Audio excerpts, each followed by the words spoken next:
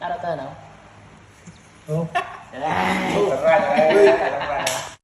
What the fuck ស្អីបងប្អូនអរគ្នាបាទថ្ងៃនេះខ្ញុំនឹងបង្ហាញទៅនឹងការតឡើងម៉ាស៊ីនត្រជាក់នេះគឺប្រភេទមក Hitachi ជប៉ុនសុទ្ធបន្តបាទមកទឹកជប៉ុនណាបាទអញ្ចឹងនេះគឺជាទីតាំងដែលយើងតឡើងគឺយើងតឡើងទៅលើ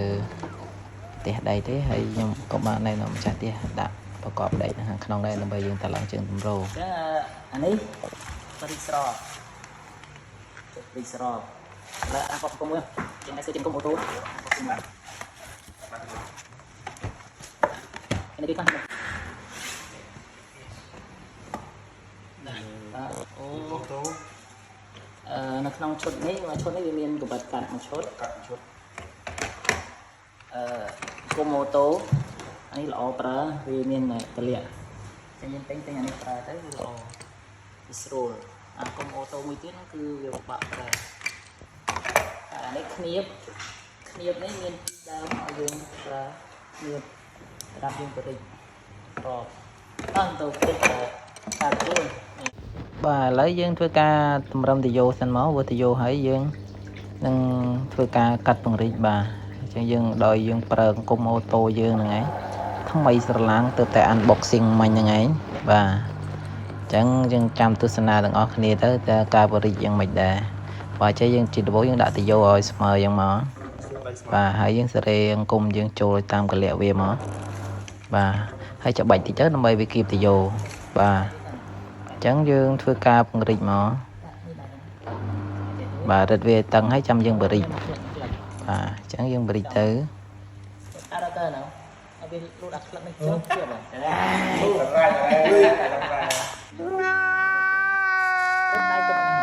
បាទមិញដោយសារកំហុសបច្ចេកទេសបន្តិចបន្តួចបាទគឺភ្លេចដាក់រ៉ាកើបាទឥឡូវនេះយើងក៏ធ្វើការចាប់ផ្ដើមបរិចម្ដងទៀតដោយដាក់រ៉ាកើដាក់ឲ្យត្រឹមត្រូវទៅបាទហើយដាក់ពីមើលផងប្រយ័ត្នដាក់ពីច្រាស់បាទអញ្ចឹងយើងធ្វើការបរិចមកប្រើកុំអូតូបាទ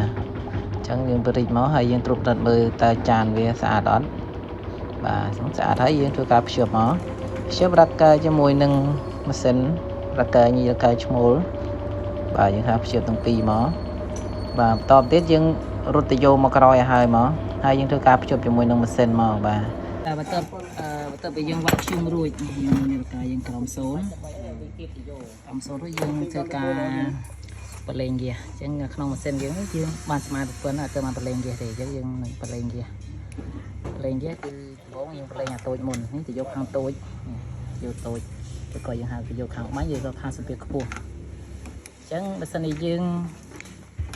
ចង់បញ្ជាក់ថាវាលិចឬអត់យើងបើកតាមត្រឹម50 psi សិនក៏បានដែរដោយសារនេះ A32 យើងបើកអានេះ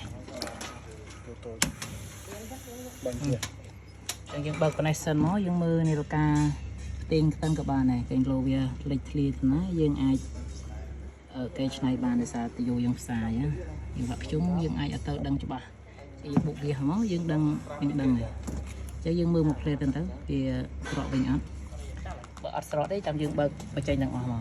នេះសម្រាប់យើងទិញស្ទើរបើសិនជាយើងច្បាស់ខ្លួនឯងយើងបើកបញ្ចេញតែម្ដងទៅបានដែរតែយើងច្បាស់ថាយើងតឡើងបានស្អាតហើយយើងលេងយើងចានស្អាត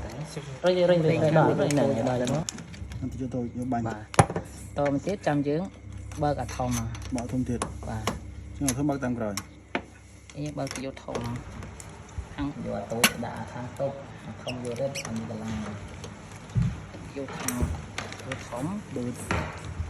ខាងទៀតឬក៏យើងហៅខាងបឺតបានដែរ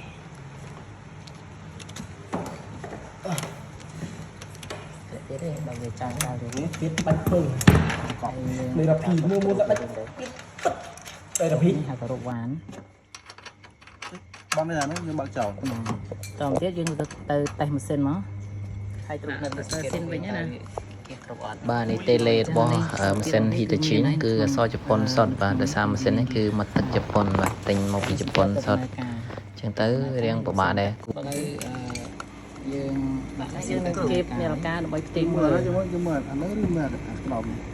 នេះមកក្រមនេះ មកដល់នេះ បាទ4ពេលវាពេញ start ហើយមើលអាក្រមនេះគឺវាធ្លាក់វិញសិនយើងតិចហ្នឹងពេលមិនសិនវាដំណើរការវាសម្រាប់ទៀតបាទ ឡើង100 100ជាងឥឡូវយើងចាប់ផ្ដើមទៅបើកម៉ាស៊ីនហ្នឹងដើម្បីតេស្តដំណើរការវាតើ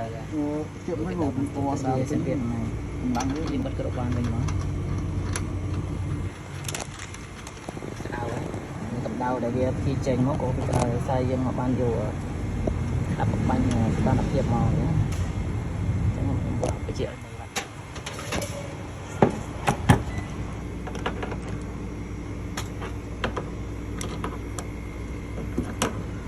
យើងដាក់នៅលើផ្ទៃនេះដោយសារ